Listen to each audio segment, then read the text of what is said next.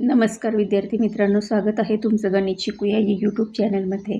विद्यार्थी मित्रांनो, आपण इयत्ता 10वी गणित भाग 2 यामधील प्रकरण 7वे महत्त्व मापन याच्या अभ्यासाला आजपासून सुरुवात करणार आहोत.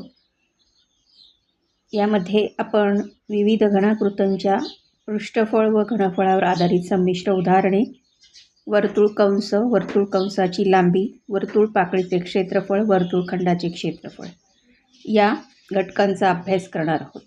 चला तर मग आता आपण आजच्या व्हिडिओला सुरुवात करूयात. इथे बघा,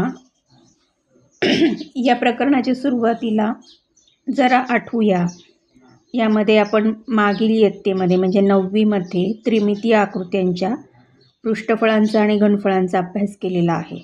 तर त्यासाठी जी सूत्र लागतात ती आता आपण सूत्र आधी आठवूयात, कारण त्याचाच उपयोग आपल्याला इथे या प्रकरणामध्ये होणार आहे. तर इथे सुरुवातीला आकृती बघा काय आहे, इष्टिकाची ती. आता इष्टिकाची ती म्हणजे तुम्हाला माहीत आहे, काडेपेटी, डस्टर वगैरे ह्या आकृत्यांना इष्टिकाची ती म्हणतात. मग त्यांची जी सूत्र आहेत ती इथे दिलेली आहेत बघा. उभ्या पृष्ठांचे पृष्ठफळ 2h कंसात l अधिक b, एकूण पृष्ठफळ बरोबर 2 कंसात lb अधिक bh अधिक hl, आणि इष्टिकाची तिचे घनफळ बरोबर लांबी गुणिले रुंदी गुणिले उंची. याचप्रमाणे घन त्याचे पण पृष्ठफळ, घनाचे उभे पृष्ठफळ, एकूण पृष्ठफळ आणि घनाचे घनफळ याची सूत्र इथे दिलेली आहेत. इथे वृत्तचित्ती आणि शंकू यांची सुद्धा इथे आपल्याला त्यांनी सूत्र दिलेली आहेत. ही सूत्र तुम्हाला मागच्या वर्षी तुम्ही अभ्यासलेली आहेत, तुम्हाला माहीत आहे.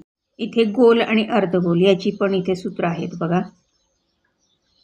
आत्ता जी आपण सूत्र बघितली त्याच्यावर आधारित इथे उदाहरण दिलेले आहेत त्यांनी. एक उदाहरण पहिलं बघा काय आहे.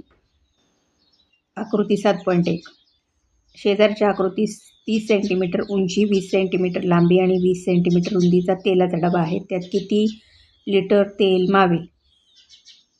तर 1 लिटर बरोबर 1000 सेंटीमीटरचा घन.